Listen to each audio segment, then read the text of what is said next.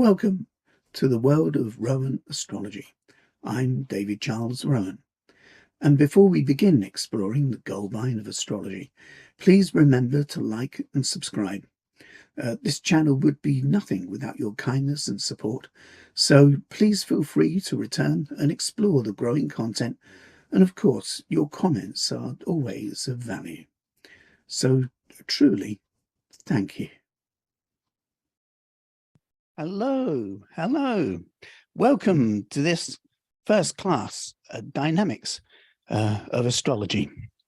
How are you all? Are you all well and okay? Yes. Hi. Yeah, good. Hi. Hello. Hi. Yes, you are welcome to speak and chat and discuss things. Hopefully things astrology. Yes, so where to begin with this fantastic journey? Well, I guess a lot of people, when they look at astrology for the first time, find that it's something rather complex and complicated. And the reason for that is that we are complex and complicated. If something's going to be an accurate mirror of us, then by definition, if you want a clear, accurate picture, it must be as complex and sophisticated as human beings are, and as brilliant and as wonderful and paradoxical and cruel and amazing and inhibited and strong. All the stuff that comprises the human condition from which we draw our own individual particular lensing. So astrology has to encompass all of that. It also has to somehow describe what we may be at different times in our lives as well, because we grow and we change. And so, if you looked at a person when they're 15 and got an idea of what they value, what they like, what they want in life, and then you did the same thing when the person's, say, 39 and the same thing when the person's 63, there might be some differences. There might be some similarities, but there'd also be some differences too. So if something's going to describe human nature, it has to take into account the fact that we change and we grow through time, and it must be able to kind of accurately predict that. If accuracy is your goal, accuracy might not be your goal. Some people want astrology to be brief. They want something like a social media profile that's about 5 sentences long that sums you up in one big fell swoop. The only thing with that is that if you compromise on depth, then of course that means you compromise on accuracy. So it would be true to say, are you assuming, of course, that all of us have a nose in between two eyes? Unless anyone here happens to be a time-traveling Time Lord in a funny police box, then we've all got one heart. But we're really different at the same time. There is so much about us that is not like anyone else. And yet there's so much about us that is. So it's not enough just describe ourselves in generalizations if you want a deep lensing. So this is an introduction course that's a prelude to deep exploration in my professional training courses. And I've pieced out this introduction part because it'll allow you to do a few things. One, it'll allow you to figure out, do you like astrology? By just dipping your toe into the shallows of it. It'll also enable you to figure out, do you like this learning environment? Would you rather be in a college hall, and go off and make friends over a cup of tea, right? And do that on a Wednesday evening. Or it also gives you another chance to find out, do you like my teaching style? Because my teaching style doesn't suit everyone. If somebody wants short, fast, quick information, this is the wrong place, right? You're not going to get that. You're going to get a long, deep exploration through a Roman lens. And the way that we explore astrology is going to be done, hopefully, in a broad perspective of following two essential pathways. They can be described as logos and mythos, or in other words, the left brain and the right brain. We are dual hemispheric creatures. So we need data, facts, information, but we also need stories and mythologies and, metaphors. And so we'll be employing the language of metaphors and poetry, along with the details of cosmology and a bit of neuroscience as well, and friend, not much, just a tiny bit kind of chucked in there too. So that you get these kind of a whole symmetrical way of looking at people, right? And ourselves.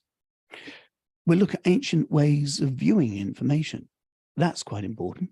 All good students of any topic would want to kind of find reading material and read, what the great minds of whatever topic it is have to say. And that usually means that you're reading something that's already been written, which by definition means it's a document of history, even if it's 5 minutes ago. But when you read back over a topic that's been around for so many thousands of years, like astrology has, that means that you're dipping far into an ancient past. And how do you read information from antiquity if you're looking at it through the lensing of a 21st century mind? That's an interesting thing, because unless you can step into antiquity and just get a bit of an idea of how they saw the world, what the worldview was, what was the value, how they comprehended reality, are you then able to actually understand a text that you're reading fully? So one of the things we'll do is we'll look back at ancient history through the lens of astrology, but we'll also look back at ancient astrology as well, just so that you have more strands to your bow, as it were. Now, you might know that astrology can produce things called charts. Often we call them birth charts, meaning it's a birth chart of a person, usually, but it can be of an idea. Don't know if you've ever thought of that. Just a couple of weekends ago, I did the annual forecast for the UK. And you might think, how can a country have a birth chart?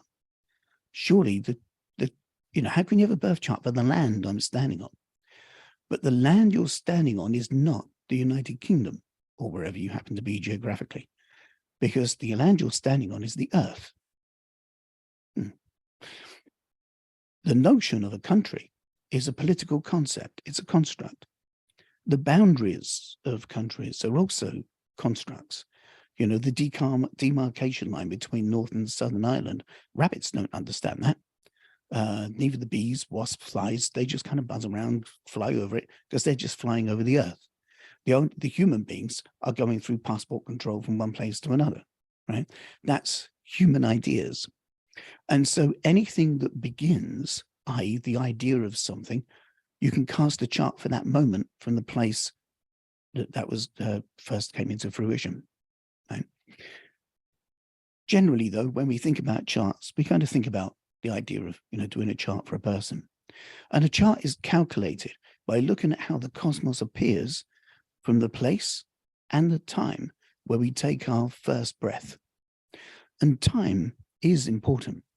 The reason for that, the easiest way to explain, I think, the reasoning for the pedantry that astrologers like me have about birth times is, have you ever seen anybody repair a bicycle? Anyone ever seen anyone repair a bicycle? Yeah? Okay. So you notice that when people repair a bicycle, they have the bicycle upside down. And when a bicycle is upside down, the back wheel won't move because it's attached to chains and pedals and things. But the front wheel freely revolves. Right? And in the front wheel, there's a valve for pumping up the tire.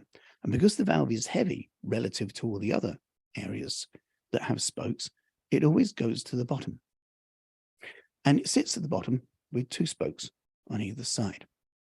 And if you put your hand on the rim of the wheel and you moved it, you did that, now the valve would go up in the air. It's still in the same place relative to the two spokes on either side, but now it's changed position according to how you see it. Okay. We know, of course, as this picture shows, you are here, right, that we go round the sun, right? The sun does not go around us, but it looks like it goes around us. Subjectively, it seems as if the sun rises in the east and it makes an arc through the sky and it sets in the west. That's how it looks to our subjective perspective. And on any particular day, the planets move so slowly that they're all in the same position for the whole day, with the possible exception of the moon that can move a little swiftly. But then the moon isn't a planet, technically, right? So that means every child today born on planet Earth will have Jupiter at exactly the same degree. They'll have Saturn at exactly the same degree. They'll have Uranus and Neptune and Pluto at exactly the same degrees. The sun will be at the same degree all day. So will Venus and Mars and Mercury. So that means they all have the same chart, but they don't. Because the thing that makes it different is how the cosmos is viewed from where they are. And of course, where they are is on a ball that's spinning really fast, right?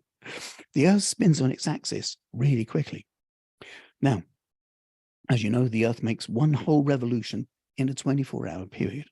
This means that the ascendant, if you like, the horizon, cycles through all of the signs of the zodiac in one 24-hour period.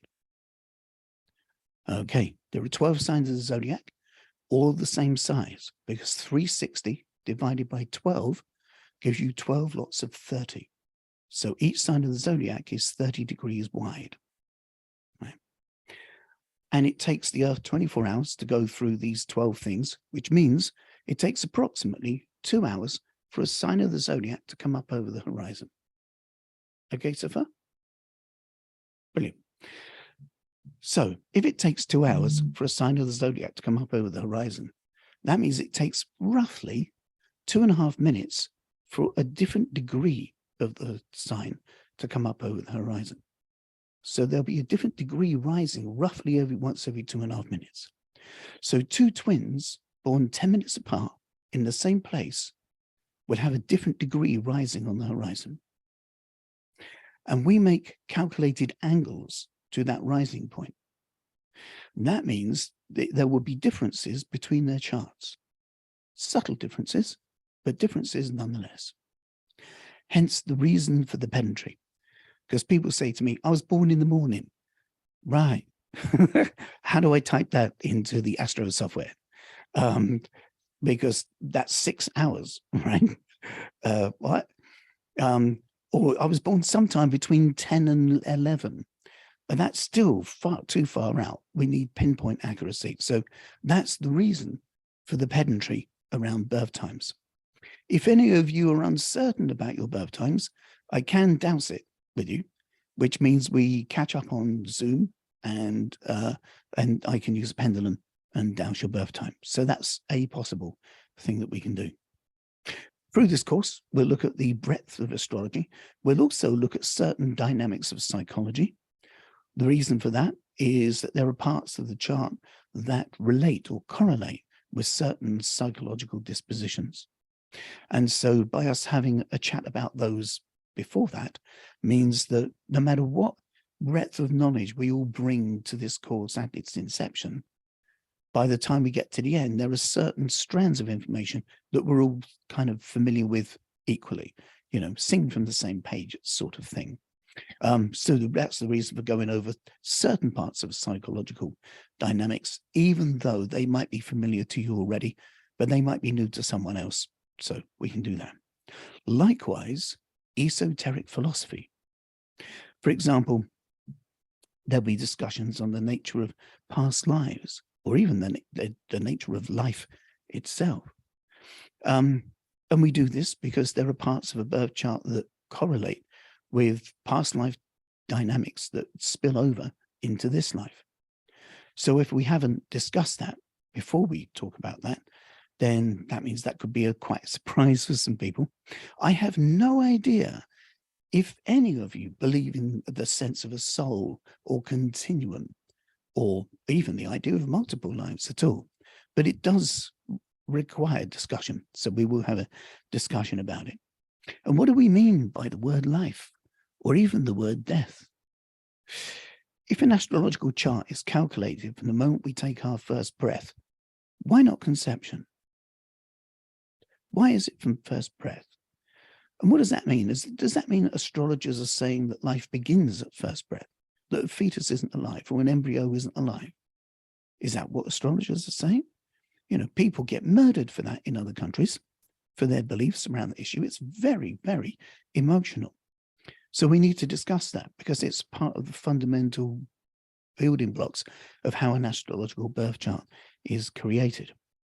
So there's some important things that we need to address through this course. I know it says introduction, and these deep philosophical waters, to me, are an introduction, because we go into much deeper waters, further up ahead, if you ever want to take this further beyond the introduction.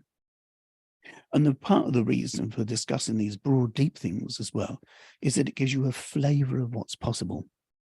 But it also lets you know that in order for a person to be able to read another person's birth chart in a deep way, they have to have studied it in a deep way. If a person gets some shallow, trivial bits of astral information, they can only form shallow or trivial conclusions. So in that kind of sense, there's no danger that another person with nefarious agendas might get hold of astrological information and then somehow use it to kind of, manipulate a person or something like that.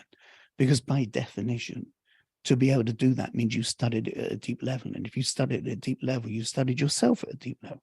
And if you studied yourself at a deep level, there's a very high chance you bump into certain facets of yourself that then come up to the surface in what a hypnotherapist would call an abreaction. And then you're kind of cleansing your unconscious of some of the stuff that causes you to have nefarious agendas in the first place.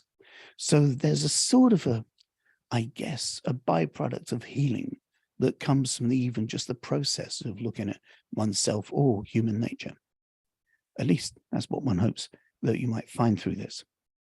So now another thing we have to discuss is fate and free will. I think we'll have a chat about that next time. In amongst the emails that I sent out, one of them was a chapter from a book of mine that just described a little bit of discussion about fate and free will. Has anybody had a chance to read that? Anybody? I know there's quite a few people here. I can't hear you, so if you can kind of use your microphones to let me know. Has anyone had a chance to read the fate and free will thing yet? Yeah or no? Yes, I started reading it. Ah, who said that? Yeah. Oh, right. And how have you found, you said you started reading it, so you haven't looked through it all yet? Yeah, I didn't have time to finish it, but I read the first few pages. All right. Okay. How did it seem to you? In what way? Did it make sense? Perfect sense, especially the way you relate to astrology and how neither extreme would kind of justify the existence of astrology, or if it would kind of seem to be correct, or rather it would not justify the existence if we go to one extreme or another, that there's no free will, or that it's all free will. So I like the metaphor with the roads as well. Yeah, that is exactly how I see it. Yeah, I'm glad you've remembered that. So in a sense, astrology finds itself in between, or kind of cast in between notions of fate, in which we're just puppets living out some kind of script that a deity has written for us, or existential free will, where we can be and do anything we want. Somehow life isn't quite like that. We seem to have these predispositions towards things. We're predisposed biologically to go in certain directions. We're predisposed economically, even class systems, caste systems, where we are geographically, where we go up, who our parents are. All these things conspire to either help us blossom in certain directions or become inhibited in certain directions. And one of the tasks, if you like, from astrology is to be able to describe what those are for you in detail. Yes, so we can tell from a birth chart, for example, a lot of things. One thing it can't tell you is if you're biologically a boy or a girl. Fundamental thing. It's quite an impassioned thing in the world of ideas and things at the moment. And yet, looking at a birth chart doesn't tell you that. One of the reasons is that you're not in the chart, because it's not actually a chart of you. I don't know if you thought about that. If you look at this picture in the center of the screen, here's the Earth, and you might have been born on this bit over here, or that bit over there, or even this bit over here. But an astrological chart isn't a picture of you. It's a picture of the broader environment that surrounds you. And the audacious claim of astrology is that by looking at a map of symbols that represent the broader environment that surrounds you at birth, that we can then get some kind of sense of trajectory over what you might be. That looking at this map of symbols, we can tell what your birth experience was like and how you meet the world as a consequence of that. We can tell what your relationship with your parents were like, whether present or absent, and the effect that that's had on you. To a certain extent, you can look at an astrological birth chart and get an idea of the person's attachment schemas, both from when they were young and as they grow through time. It's quite useful if you're a therapist. You can get an idea of the kind of language a person heard when they were young and how that's shaped and molded the lexicon of their vocabulary. A birth chart can let you know the conditions that a person experienced in their early adolescence and how those lay down the foundations of their self-worth and self-esteem and their self-image, and the effect that's had on who they feel that they can gravitate towards in comfort and who they must keep away from. And that sets wheels in motion of who they connect with romantically. And then therefore, their life path is kind of unfolded from that. We can get an idea of a person's 20s, 30s, their 40s, their 50s, what you'd be like as an old sage, right? And what you were like as a young baby, all from this mapping system. It's quite fundamental, the stuff that you can get from it, how we change through life. And it does seem like a mind-boggling thing, I know. Really, I guess that's because it is a mind-boggling thing. And so, people look at these wiggles and squiggles in these round things and then be able to tell you this stuff that only your mother could know, or even stuff your mother doesn't know. Sometimes, because you can see unconscious patterns in a birth chart, you can even tell a person things that their conscious mind doesn't know about themselves, which is a very useful thing to be able to do, especially if you're looking at the astrological birth chart of, say, the leader of a political party, and it's polling day, and you're deciding which way to go, because you can look at the person's birth chart and see their beliefs and their values, and you can listen to what they say are their beliefs and their values, and you can see if they match or if they mismatch, just to check for congruence. Who is it that this person on a rostrum is telling me that they can do a better job of running my life than I can? You need to be able to kind of have an insight into some things sometimes, just to make it easier. So because we want astrology to be accurate, not brief, to show all these different parts of us, we look at these lenses, which are quite complex. So this is an astrological birth chart, if you haven't seen one before. Has anyone seen a birth chart before? Everyone? Yeah, Yes. There's a few people. Okay, so anyone who hasn't seen a birth chart before?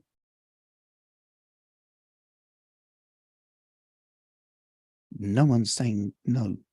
Okay, so I'll assume then that everyone has. Right. Okay, I'll still walk you through this because it just might be illuminating for you. So this whole rectangle here is an astrological birth chart in the way that I tend to present them. And you notice it's comprised of two objects. There's a round thing and there's a triangle thing. And we'll start with the round thing. Okay. Now, these outside ring, the easiest way to make sense of this is to see it as a series of circles inside circles inside circles. Okay. And in the outside ring, you'll notice that there are all 12 signs of the zodiac. Everyone has all 12 signs of the zodiac in their chart. Okay. Now, there's a possibility that you've looked at newspapers or media things or horoscope columns somewhere, and they've described you as an Aries or a Taurus or a Gemini or a Cancer or a Leo or a Virgo or, a Sag, Capricorn, Aquarius, Pisces, whatever. And you might have said to someone, I am a Leo or a Gemini or a Cancer in your life. Right? The thing is that you're not. what the newspaper columns and horoscope columns do is that they reduce astrology down to one single object, which is the sun. And then they make their horoscope columns based on the idea of there only being 12 stages of the sun, or 12 types of people. But in actual fact, there are 8 billion kinds of people.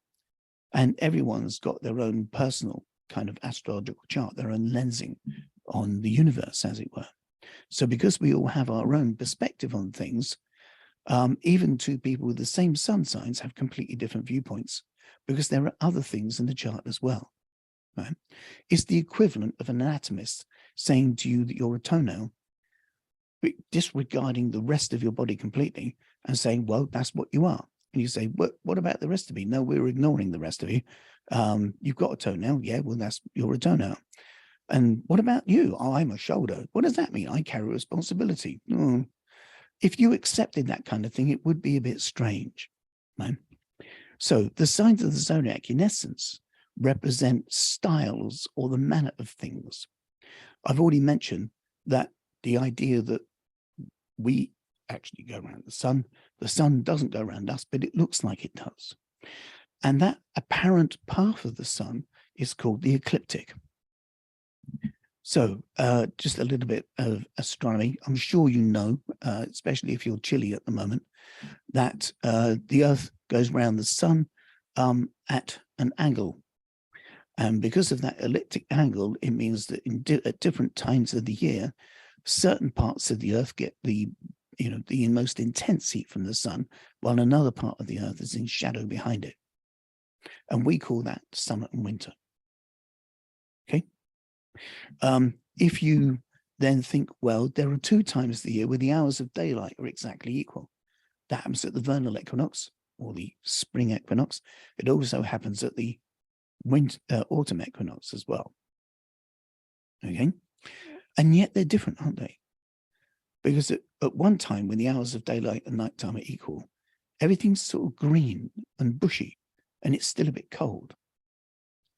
And the other time of the year when the hours of daylight and nighttime are equal, everything's sort of orange and in a state of decay, and yet it's warmer.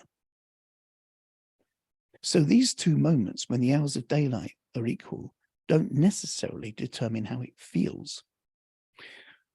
We have winter that leads up to spring. Spring is the prelude that takes us to summer.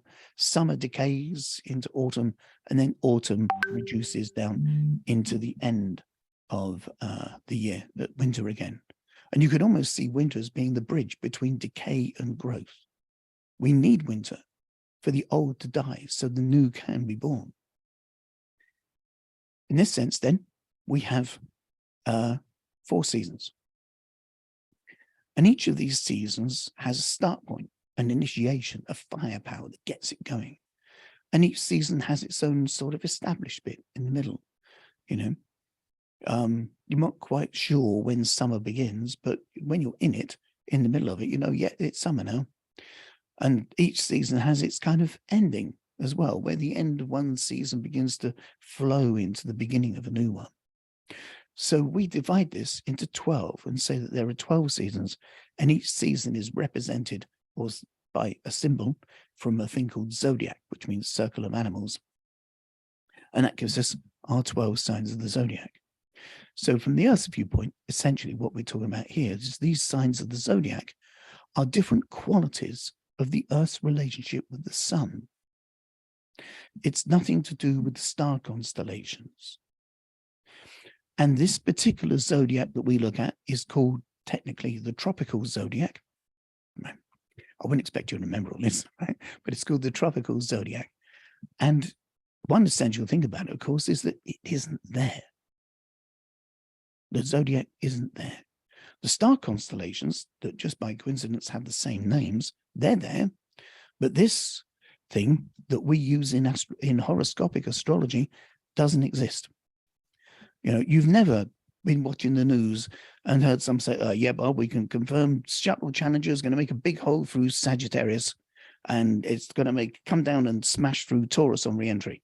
That doesn't happen. There isn't like big holes blasted through the zodiac because space junk has been kind of leaving the surface of the Earth as it goes up into space. because it's not there. It's a concept. So by definition, if someone says I'm an Aries, what they're saying is I'm a conceptual construct, which doesn't make sense when you think about it. So the sun represents these signs of the zodiac. When we have an astrological birth chart and we draw the sun, we don't put the planets on the outside, because you'd have to have a piece of paper that's like a warehouse just to get Pluto in it. Right? So what we do for convenience is we place the symbol of the planet on the inside. So this person was born with the sun here. So we represent that by putting the symbol of it in the middle of the wheel here. Okay. Now, a little bit more about these signs, because some people, when they look at the signs of an astrological chart, it seems to them that Taurus is here. Sorry, Aries is here. Taurus is here. Gemini is here. Cancer is here. But that's not quite the case. If we think about just the symbol of Aries for a moment, there's our wheel, but that's where Aries is. Okay? So Aries just starts here at the beginning of this section, and it ends at the end of this section. The symbol is placed in the middle of the section just to show you the character of the section. So the sign of Aries is this whole 30-degree length from 0 Aries all the way up to 29. Okay? So in actual fact, what you're looking at is a circle of zones, really areas, regions. So this is the region of Aries. This is the region of Taurus. It starts here and goes up to there. The zone of Gemini starts here and goes all the way up to there. So if a planet's here, it's not in no man's land. It's actually in the zone of Cancer. Okay? Okay, good. All right, now, contained within the birth chart as well, we have planets. Planets represent human behaviors, things that we do. So we add, we destroy, we create, we run away from things, we run towards things, all the stuff that human beings do. And I know you're probably thinking, hold on a minute, Mr. Rowan. I can list far more behaviors than I can see symbols here. And that's because these symbols are polysemous, which means they have multiple layers of meaning. So it's not that a planet in a sign means this. It's a planet in a sign means this, and or this, and or this, and or this, and or this. Multiple layers of meaning. So a planet describes something that we do, and the sign of the zodiac it's moving through at the time we're born gives an astrologer information about the manner or style in which you do that thing. Okay? Right, cool. All right, so there's the planets. Now, when you look at the birth chart, you know, the ones that I send you or others, you might find, certainly in this styling, that as well as the planet being positioned somewhere, like we look at this yellow guy here, this is Uranus, and you can see that it's just at the end of Leo, but because this software has to make sure that you can see the planet. You see, if this was drawn as an accurate kind of trigonomic picture, the Uranus would be represented by a dot. And you wouldn't know what it is because it's just a dot. So the software makes the dot bigger so you can see it. But that means it's filling up more space than it would actually take up if it was represented by the dot that it really is. So that you know whereabouts in this wheel it resides, it tells you it's at 26 degrees of Leo. So that's 10 degrees of Leo, 20 degrees of Leo, 30 degrees of Leo. So 26 is about here. So although it's drawn like it's filling up the whole section, it's not. It's just where the tip of that cursor arrow is, right there. Likewise, when you look at down here at some of the positions of these planets at the bottom, you can tell that these are all in Pisces, these two are in Aries, and it tells you at what degree and how many minutes. It tells you their positions. Okay, that's to make it easier to read. Although when you look at them, first of all, it can make it more complicated to see, but this will become clearer, right? Honest. Right, Now, there are also things called houses in a birth chart, and these dissect the middle ring or the secondary ring into 12 sections, and they're numbered 1, 2, 3, 4, 5, all the way around to 12. The easiest way to kind of show you how these work, so there's the 12 houses just on their own, and where houses begin and end is similar to the way that we might look at a sign.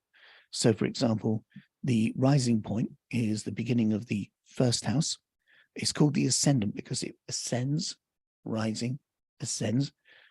So, you know, somebody asked me, what's my rising sign and what's my ascendant? And then I let them know that they're the same thing. All right, why have they got different names? Because the two words mean the same thing. So that's the beginning of the first house, and therefore this is the end of the first house, which means it's also the beginning of the second house being there. So now that's the beginning of the second house, and this is the end of the second house, which means it's the beginning of the third house. Okay, all the way around till you get to the end of the 11th house, which is the start of the 12th, and the end of the 12th house is the beginning of the first, which gives you those. Does that make sense, guys? Yeah, I can see you nodding. Can't hear you though. You're very shy. Sorry? Yes, it does. Yes. Yeah, Makes sense. Yes. Good, good. Right. It does make sense. Can I ask a question, David? Of course you can. So the first house, does the first house move? Or is the first house always, say, in Sagittarius or whatever that is?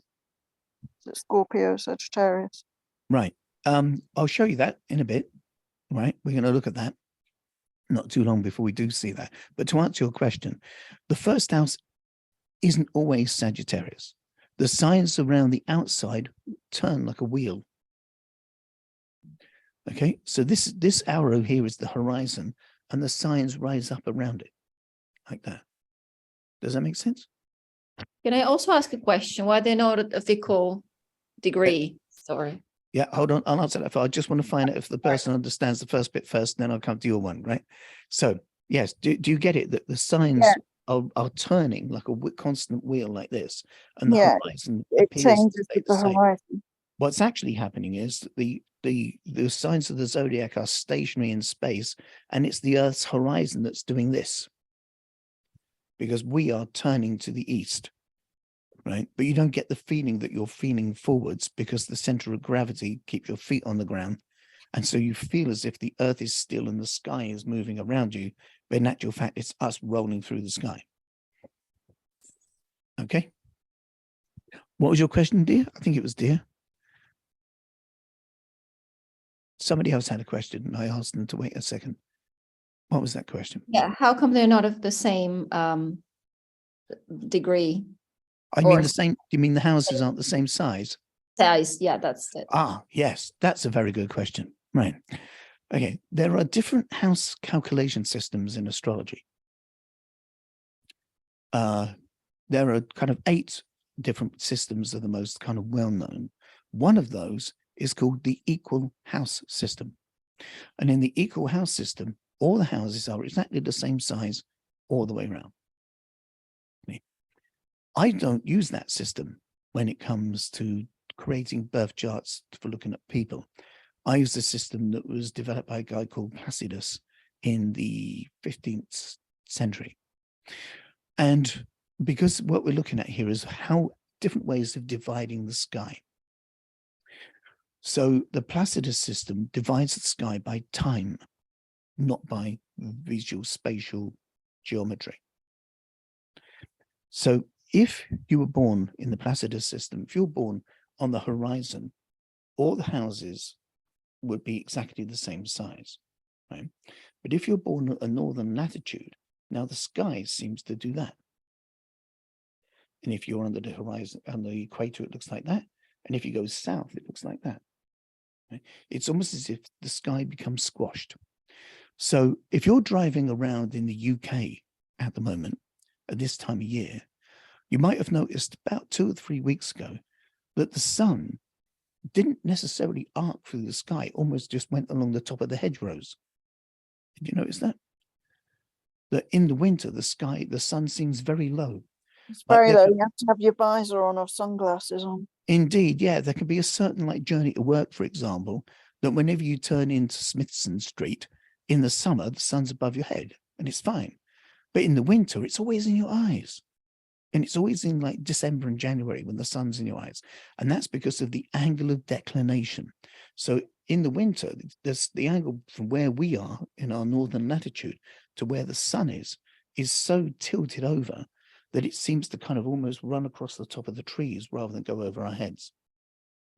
So this particular way of calculating the houses takes that into account, because in a sense, our relationship with the ecliptic is squashed.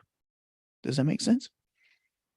Yes, thank And you. yeah, and because of that squashing effect, some of the houses look wider and some of them look smaller. Good questions. Yeah, good questions for a first go. Wonder where we'll end up. Right.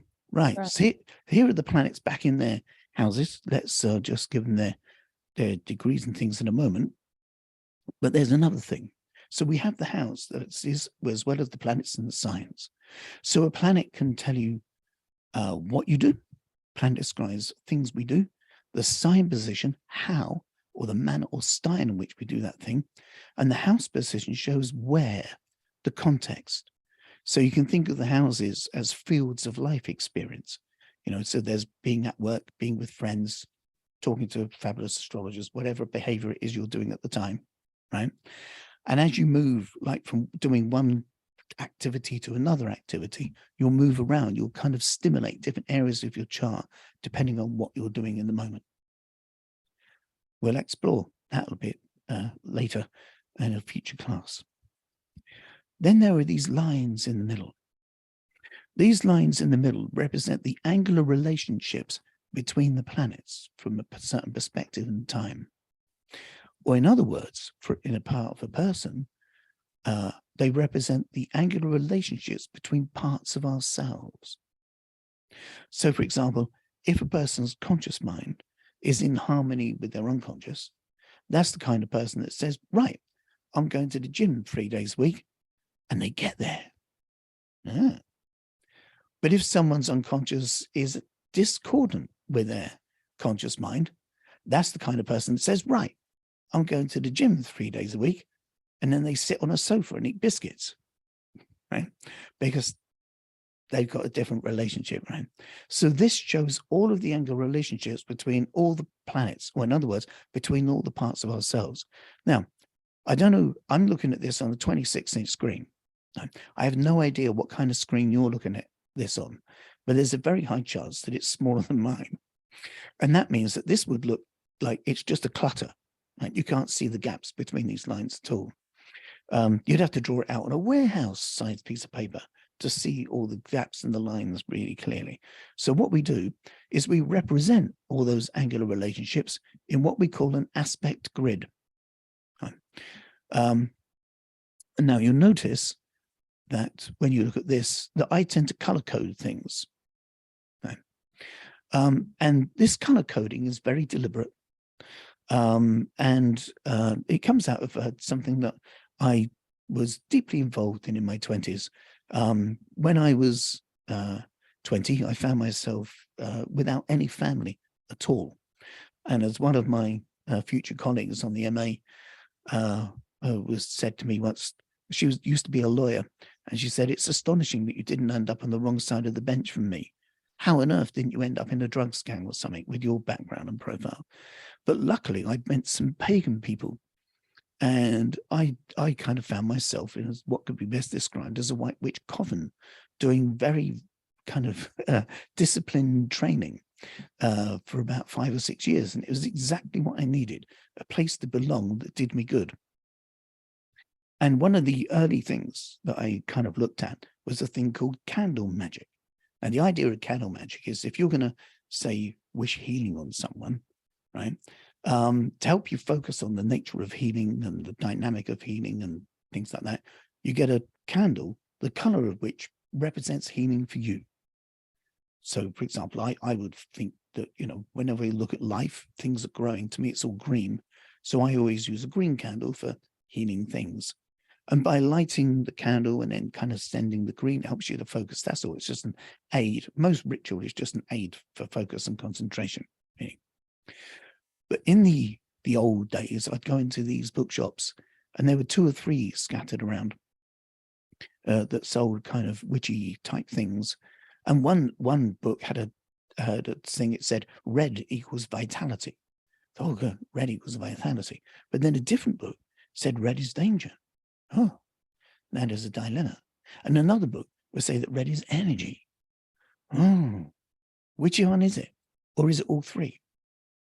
And so when I started to create birth charts, and in the old days, I did this by calculating these things by hand.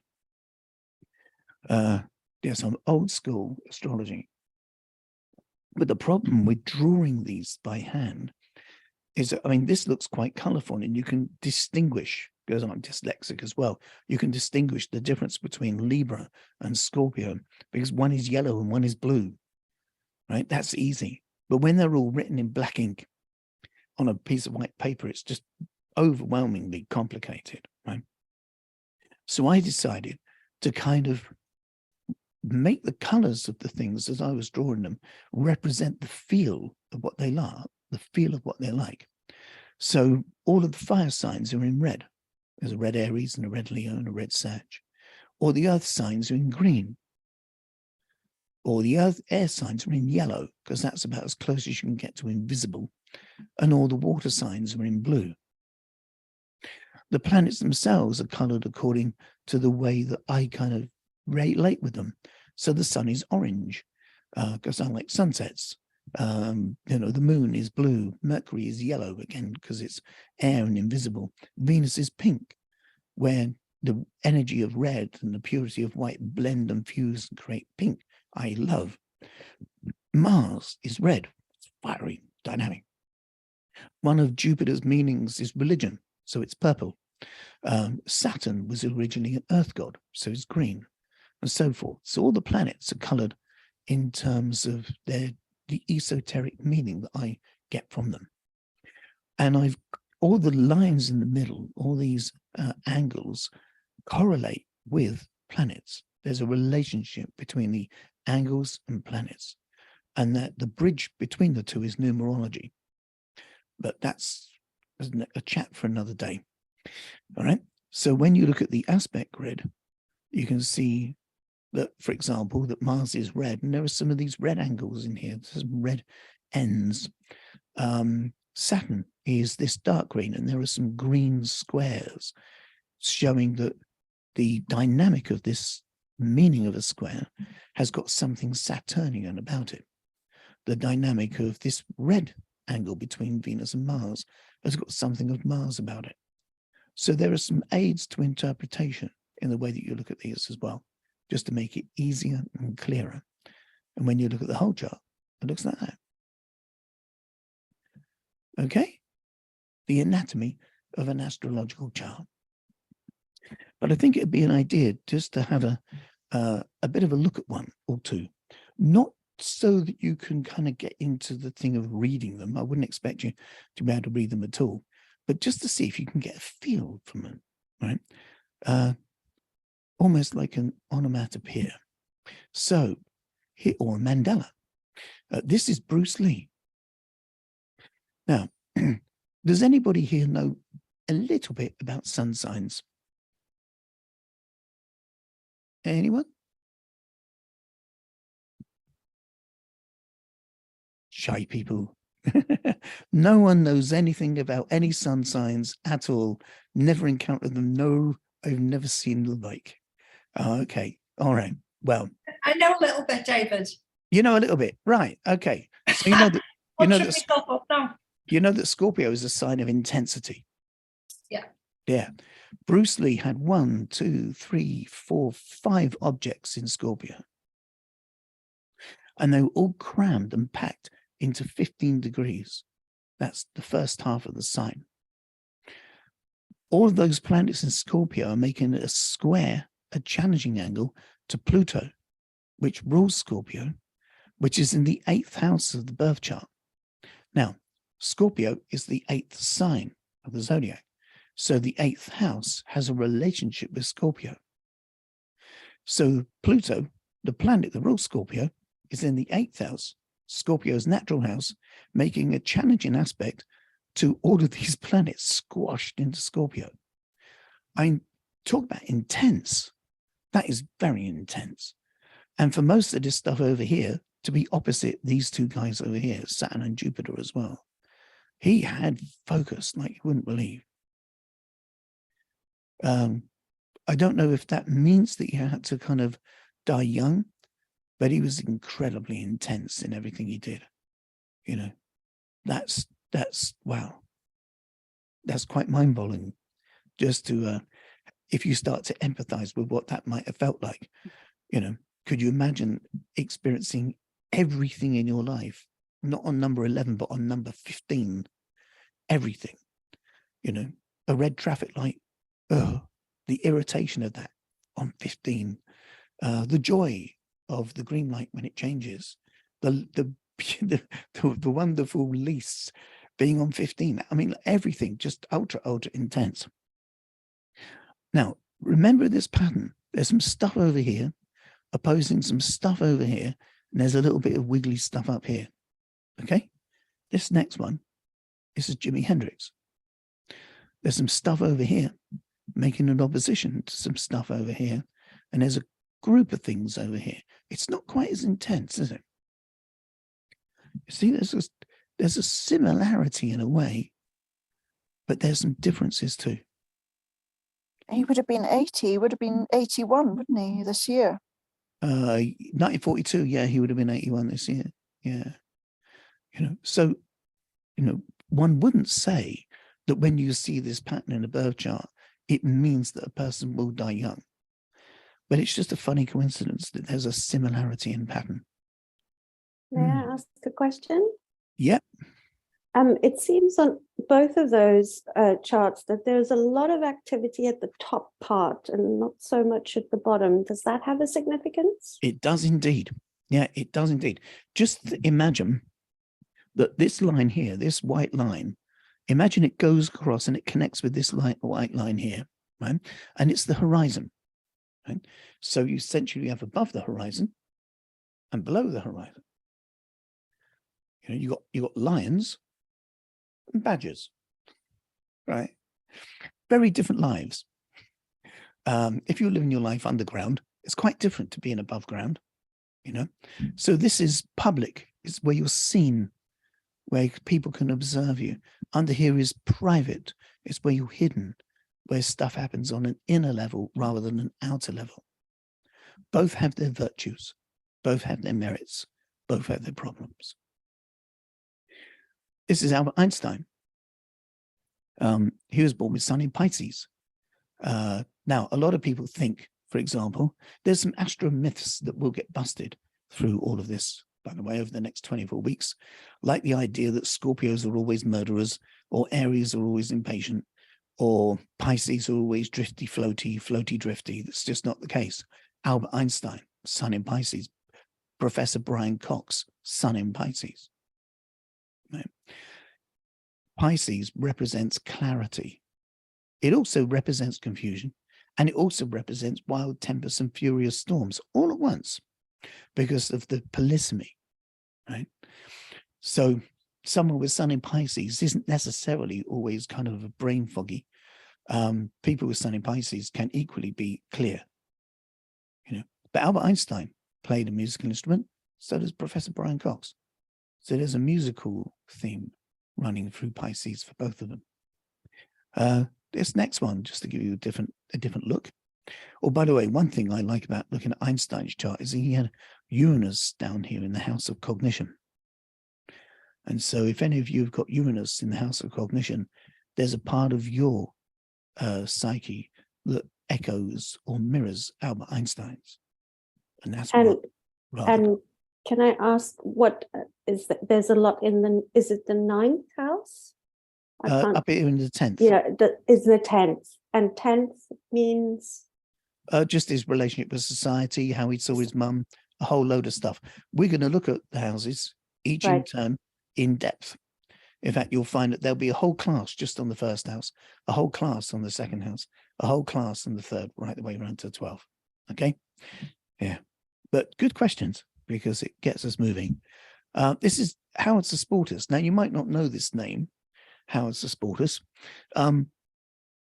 You would have had in the introduction handout a book list. And in the book list, there's just some authors, some books to kind of get you running, get you going, really. The reason for giving you a book list isn't necessarily for you to go out and chase books. You can if you want, right? But what some people are inclined to do, certainly over the last 15 years that I've been teaching this, is that initially doing this first class makes them want to look at astrology on the internet. Right? And that's great. But as a novice or someone fairly new to the topic, you can't tell on a website if someone's information is high caliber or low caliber, because you don't have the benchmark to assess it or gauge it against. Right? So by recommending some books to you as a beginning, the idea of that is that you can kind of absorb those. Then when you look at anything online, you've got some high quality benchmark already in place, right? We're going to talk about authors next week. So don't go rushing to Amazon just yet, unless if you're only going to get one book for this course, I'd get The 12 Houses by Howard Susportus. It's brilliant. It was written in 1985. He passed before the end of the 80s. And it's a book about the houses intrinsically, but within that, imbued within it, there's the structure of every psychological model you could find. And the way that he kind of describes the workings of the planets, the way he describes the workings of the houses, is so easy to assimilate and learn from. It's just brilliant. It's absolutely brilliant. And this is the birth chart of that man, who just happens to have 3 planets in Gemini in the house of career as well. So he made a living out of writing and doing astro things. Very, very good stuff. This is the Dalai Lama. And you notice the Dalai Lama stuff is spread all the way around. Yeah, completely. He's got the sun in Cancer. He's a very kindly person, but it's in the 10th house of politics. So he's also a political leader at the same time. Deeply compassionate, with the moon in Virgo conjunct Neptune in the 12th house. Although with Mars in the first, he can have a bit of a temper on him. I've seen him talk a few times, and he often talks about how angry he gets. He gets angry with mosquitoes. So there's a mosquito room, he holds his arm up and he lets the mosquito drink. But then the mosquito comes back again for more. And then he starts to ask the audience, when does a mosquito have gratitude? And he talks about wanting insects to have a sense of gratitude. It's quite a funny man. Right, we have explored some things to do with charts. Is all that clear? Remember, this is being recorded, so you'll be able to watch over this again, right? But hopefully the steps were clear enough for you to keep up with. Right. All right. Now, I have to do a disclaimer thing, well, a warning, really. As you know, we build a picture of the universe, how we see it, right? And we relate to the world. We read the world. We interpret phenomena in the world through the lensing of our beliefs and values. As we grow, our beliefs and values might change, but then that means how we comprehend the world will change. Right?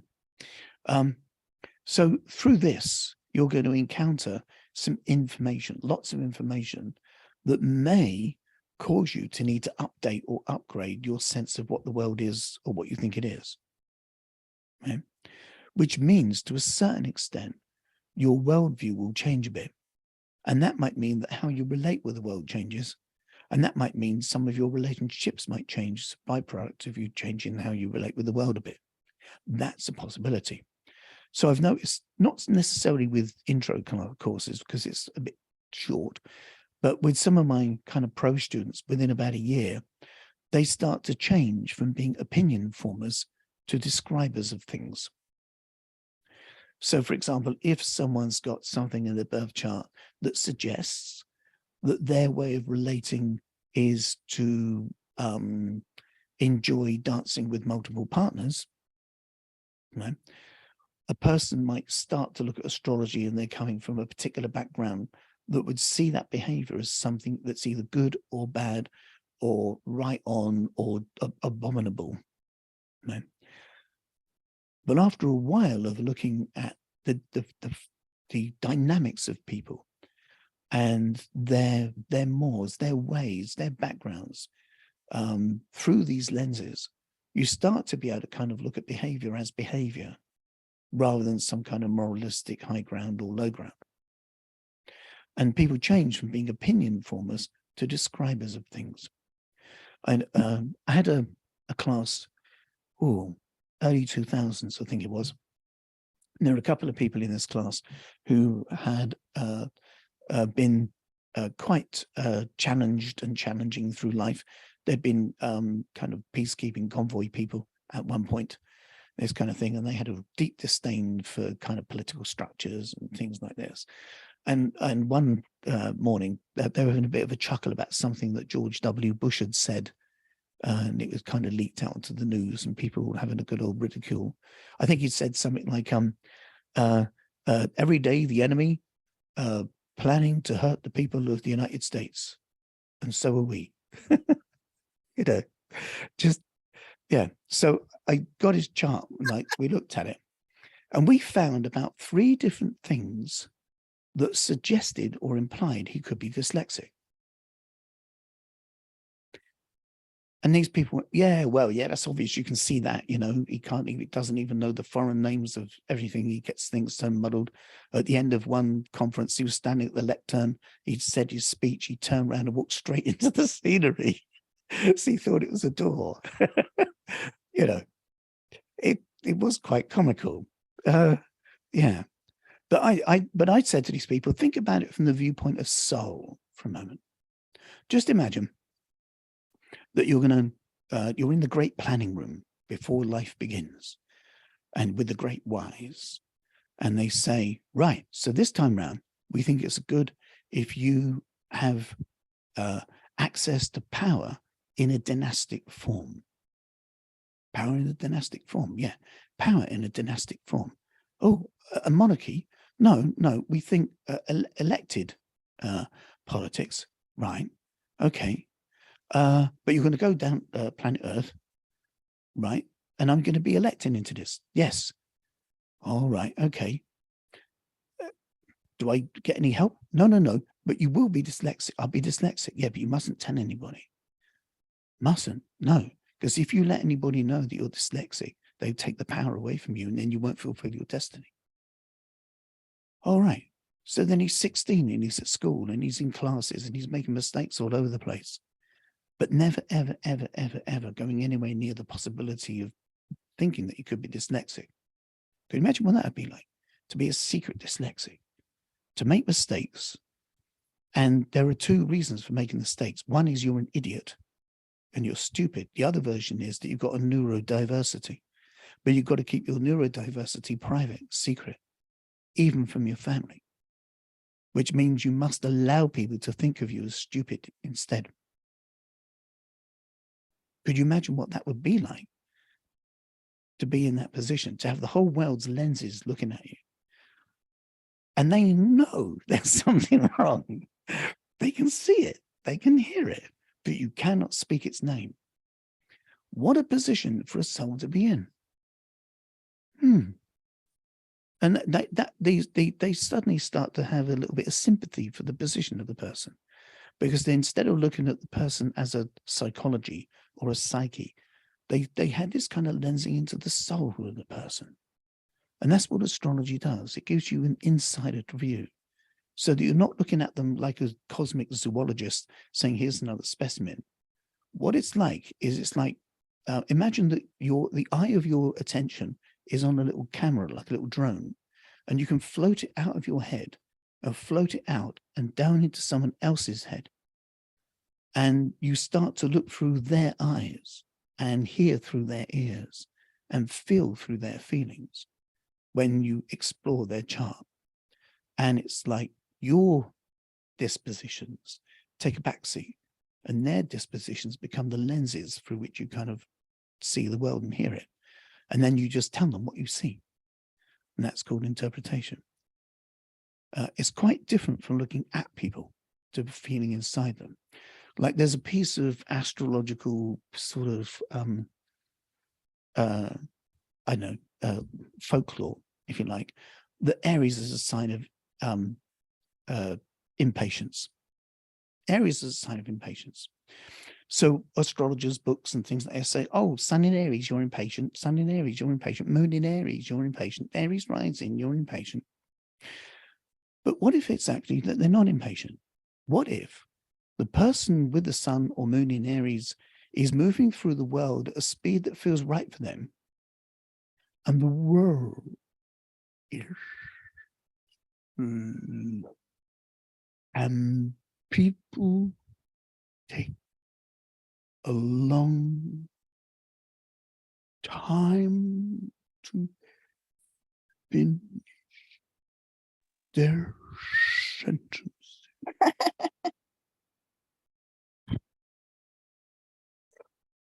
Imagine living in a world like that. Every single supermarket queue in the lottery game of which one is the slow one. Every single shop doorway's got a granny with a trolley caught and the wheels are jammed. And there's someone with a bag of pennies at the front of the post office who's got arthritis and it's taken them a year to count them out. And you can see your bus just turning up at the stop through the window.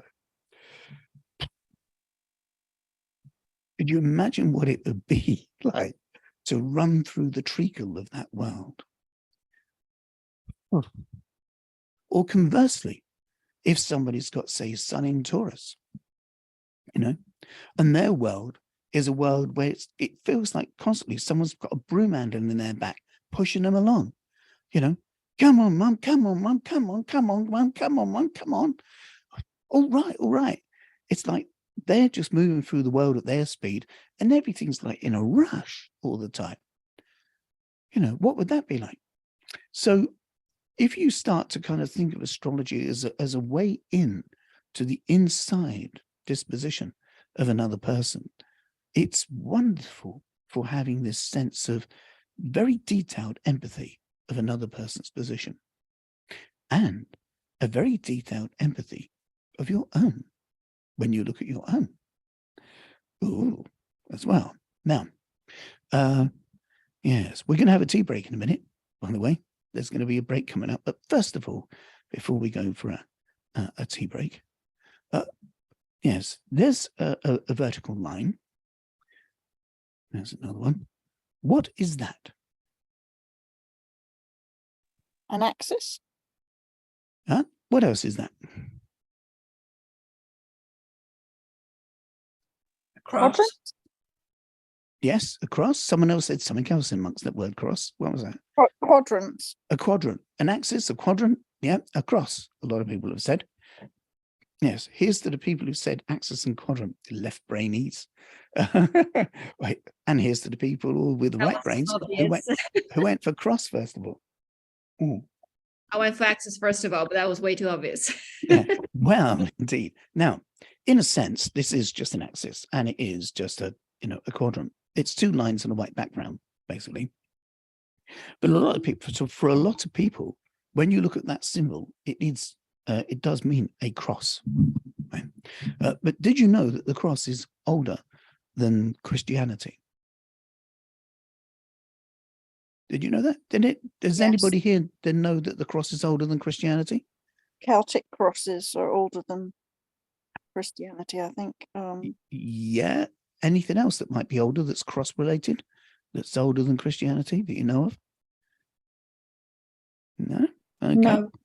Right. Have a look at that. This is called an ankh. It's Egyptian. And the ankh can represent fertility and life. One way of looking at it is that there's an opening And here's an opening. And there's two things to the side of the opening and something's coming into the opening. Ooh, fertility. This is thousands of years older than Christianity. There's another kind of cross that looks like this. You might have seen this. This is Sanskrit. It's Buddhism, yeah. thousands of years older than Christianity. It comes from the Hindu religion, and it means light, wealth, and wisdom. Because for some people, they saw the sun as a spinning disc that went through the sky. So on their cross, they put markers like a Catherine wheel to represent its spinning. See, what Hitler did was traditionally, by the way, a swastika is colored red on a black background. What Hitler did was took the Hindu swastika, reversed its direction by making it spin the other way, and he made it black on a red background, which is the converse of wisdom, the converse of light, the converse of well-being. Right? The Nazis also did other things with insignia and regalia. You might have heard of the SS, which is made up of 2 S runes. So if you look at the Nordic scripting language of runes, and you look at the meaning of S, or the one that looks shaped like an S, and they had those on their lapels.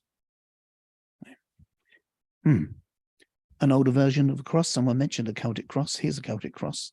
This is an equal-armed Celtic cross, the old version. And then, of course, there's a slightly Christianized version as well. Yeah, but what did a cross mean in the eyes of people before Christ then? If there are all these crosses on from rocks in Ireland to kind of places in the Hindu lands, what did a cross mean? I mean, why were people using this same symbol? It's almost like a universality, this symbol. What did it mean in the minds of people before Jesus? Did it represent a star? Sorry? Did it represent a star? Well, we're going to explore that after we've had a cup of tea. Something about the horizon? I don't know. We'll have a look at it. We'll have a look at it when we come back. Okay. So how have you found this first part? I know we're just kind of starting to eke into things. Yes, we've looked at some charts to begin with. After tea, we're going to discuss some philosophical stuff, which will lead us back to astrology again. Right? It might seem to go off in a bit of a tangent, but it's worth it. Right? There isn't anything that I kind of put into these that is kind of flat or superfluous. Everything has a pertinent reason for being where it is. Thank you for watching this fascinating window onto life through this fine and ancient art of astrology. And there's more content on here to explore. And while you like and subscribe to the channel, if you find yourself wondering who is this guy or who is the person presenting this, please check out the primary welcome to the channel. It talks about my background and master's degrees and more than 35 years experience as a practitioner and teacher of astrology. Until next time, I wish you peace and good health and take very good care of you. Bye-bye.